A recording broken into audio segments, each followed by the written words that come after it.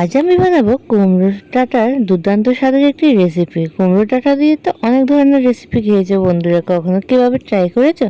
তাহলে আর দেরি কেন, এইভাবে অবশ্যই একবার হলো বাড়িতে ট্রাই করে দেখবে আর আমাকে কমেন্টে এসে বলবে কেমন হয়েছে। নমস্কার বন্ধুরা, আমি রীতা। সম্পূর্ণ ভিডিওটা দেখার অনুরোধ রইল সবাইকে। প্লিজ কেউ স্কিপ করবে না, তাহলে কিন্তু বুঝতে পারবে না। রেসিপিটি করার জন্য এখানে আমি নিয়ে নিয়েছি বেগুন, পটল, নিয়ে নিয়েছি চিচিঙ্গা, খুবই অল্প পরিমাণে নিয়েছি আলু। এরপর আমি একটা কড়াই বসিয়ে দিয়েছি, কড়াইতে দিয়ে দিচ্ছি হচ্ছে পরিমাণ মতো তেল। তেলটা গরম হয়ে যাওয়ার পর এখানে আমি কিছুটা বড়ি ভেজে নেব। বড়িটা পুরো অপশনাল, চাইলে দিতে পারো বা নাও দিতে পারো, কোনো অসুবিধা নেই। আমার হাতের কাছে ছিল বলে আমি বড়িগুলো দিয়ে দিয়েছি। তারপর দেখো বড়িগুলোকে ভেজে আমি নামিয়ে নিচ্ছি। সবগুলো বড়ি আমি একটা বাটির মধ্যে নামিয়ে নিয়েছি। এরপর আমি এই তেলের মধ্যে দিয়ে দিব হচ্ছে কেটে রাখা বেগুনগুলোকে আমি এখন ভেজে নেব। হালকা করে আমি 50%-এর মতো বেগুনগুলো ভেজে নেব, খুব বেশি ভাজবো না।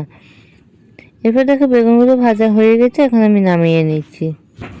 বেগুনগুলো নামিয়ে নেওয়ার পর ওই তেলের মধ্যে এখন আমি দিয়ে দিব হচ্ছে দুটো তেজপাতা, দুটো শুকনো লঙ্কা মাঝখানটা ভেঙে দিয়ে দিব, আর দিয়ে দিব আধা চা চামচ পাঁচফোড়ন। সবগুলো দিয়ে এটাকে আমি 20 সেকেন্ডের মতো একটু নাড়াচাড়া করে ভেজে নেব। এরপর দিয়ে দিব হচ্ছে কেটে রাখা আলুগুলো। আমি এখানে মাঝারি সাইজের দুটো আলু নিয়েছি, তোমরা চাইলে এখানে কিন্তু কম বেশি আলু ব্যবহার করতে পারো। এরপর সবগুলো আলু দিয়ে আমি এটাকে নাড়াচাড়া করে খুব ভালোভাবে কষিয়ে নিব 2 থেকে আড়াই মিনিটের মতো। আলুগুলো যখন আমার 50%-এর চাইতে একটু বেশি ভাজা হয়ে যাবে, তখন আমি এতে দিয়ে দিব হচ্ছে এখন কেটে রাখা পটলগুলো।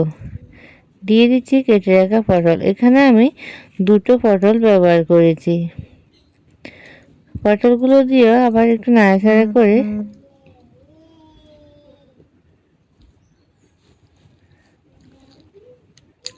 এতে দিয়ে দিব হচ্ছে চিচিঙ্গাগুলো। কেটে রাখা চিচিঙ্গা দিয়ে দিচ্ছি। আমি এখানে খুবই অল্প পরিমাণে ব্যবহার করেছি, চিচিঙ্গাটা নাও দিতে পারো, বাট আমার হাতের কাছে ছিল বলে আমি ব্যবহার করেছি। এরপর দেখো এটাকে খুব ভালোভাবে নাড়াচাড়া করে আমি কষিয়ে নিয়ে দিয়ে দিচ্ছি হচ্ছে কুমড়োর ডাঁটাগুলো। কেটে রাখা কুমড়োর ডাঁটাগুলো দিয়ে দিয়েছি, দিয়ে নাড়াচাড়া করে এটাকে আবার আমি 3 মিনিটের মতো খুব ভালোভাবে কষিয়ে নেব। এরপর এতে আমি দিয়ে দেবো হচ্ছে কুমড়ো পাতা। একদম কচি যে কুমড়ো পাতাগুলো ছিল ওই পাতাগুলো আমি দিয়ে দিয়েছি। কুমড়ো পাতাগুলো দিয়ে এটা খুব ভালোভাবে কিন্তু কষিয়ে নেব। খুব ভালোভাবে আমি এটা কিন্তু নাড়াচাড়া করে নিচ্ছি। এরপর আমি এতে দিয়ে দেবো হচ্ছে লবণ। দিয়ে দিচ্ছি 1 চা চামচ লবণ। লবণটা দিয়েও ভালোভাবে একটু নাড়াচাড়া করে নিচ্ছি। এখন অনেকটাই দেখাচ্ছে বন্ধুরা, কিন্তু এটা সিদ্ধ হয়ে যাওয়ার পরে খুবই কম হয়ে যাবে। দেখতে পাচ্ছ কতটা কমে গেছে। এরপরে অনেকটাই জলও ছেড়ে দিয়েছে। এরপর এটাকে নাড়াচাড়া করে নিচ্ছি আবারও। এরপর আমি একটু দিয়ে দিব হচ্ছে আধা চা চামচ হলুদ গুঁড়ো, দিয়ে এটাকে আবারও মিশিয়ে নিচ্ছি। এরপর আমি এতে দিয়ে দিব হচ্ছে সর্ষে বাটা 1 চা চামচ, দিয়ে দিব সাথে নারকেল বাটা 1 চা চামচ। আমি সর্ষের নারকেল দুটোই এখানে ব্যবহার করেছি। দিয়ে এটাকে আবারও খুব ভালোভাবে নাড়াচাড়া করে কষিয়ে নিচ্ছি।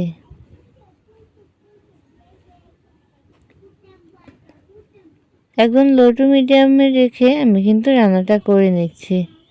এরপরে দেখো এটাকে আবারও ভেজে রাখা বড়ি আর বেগুনগুলো দিয়ে আবার খুব সুন্দরভাবে নাড়াচাড়া করে মিশিয়ে নিচ্ছি।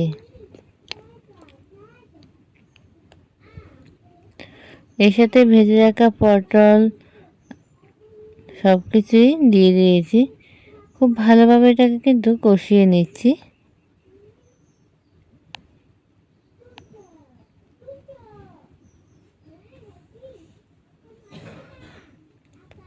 এরপর দেখো খুব ভালোভাবে কিন্তু এটাকে আমি 5-6 মিনিটের মতো রান্না করে নিয়েছি। এরপর দেখো 5-6 মিনিট পর কালারটা কতটা সুন্দর হয়েছে। আর সবগুলো উপকরণে কিন্তু খুব সুন্দরভাবে সেদ্ধ হয়ে গেছে। এ পর্যায়ে কিন্তু আমার রান্নাটা পুরোপুরি কমপ্লিট হয়ে গেছে বন্ধুরা। আর এখন হচ্ছে আমি রান্নাটাকে হালকা আবার 1 মিনিটের মতো নাড়াচাড়া করে নিয়ে নামিয়ে নেব। এখন রান্নাটা আমার হয়ে গেছে, গ্যাসটা অফ করে আমি নামিয়ে নিচ্ছি। সকল বন্ধুকে অসংখ্য ধন্যবাদ ধৈর্য ধরে সম্পূর্ণ ভিডিওটা আমার সাথে দেখার জন্য। দেখা হবে তোমাদের সাথে আবারও নতুন একটা ভিডিওর সাথে। ততক্ষণ সবাই ভালো থেকো, সুস্থ থেকো। ধন্যবাদ।